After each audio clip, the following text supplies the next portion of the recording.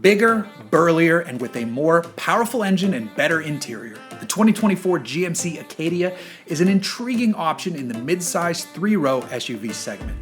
It also helps that it's basically a baby Yukon now, especially when you spring for that fancy Denali trim.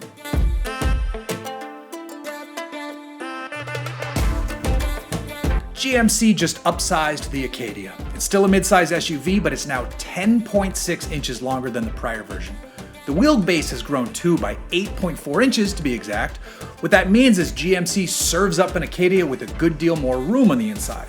In fact, GMC says there's almost 80% more room behind the third row. Another thing that's grown is the center screen.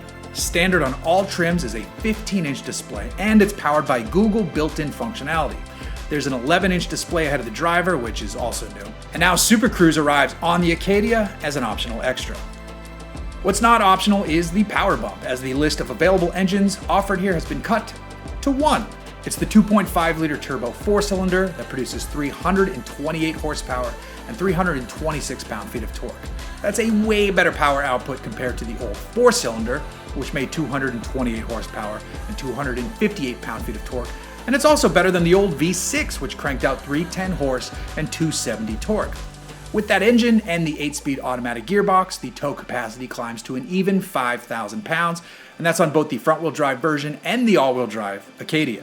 Speaking of all-wheel drive, the AT4 trim is now offered on the Acadia. This model is all-wheel drive only, and it in fact gets an AT4-specific twin-clutch rear differential. There's active torque control going on here. The suspension is tuned for off-road fun. The ride height sits an inch taller, the track is wider, and you have a set of 18-inch wheels wearing all-terrain tires. There's a set of red tow hooks up front and skid plates underneath, and there's a bit of trim inside and out that separates the AT4 visually from other Acadia models. Models like the new Denali version. This one is for on-road stunting, especially if you opt to bolt on the 22-inch machined aluminum wheels. The second row is power one-touch folding, and the third row is power folding as well.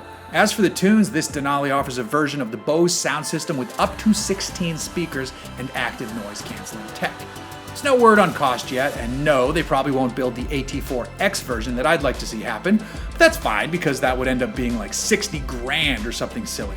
But I bet there's a market for midsize off-roaders. Ford needs to make an Explorer Raptor.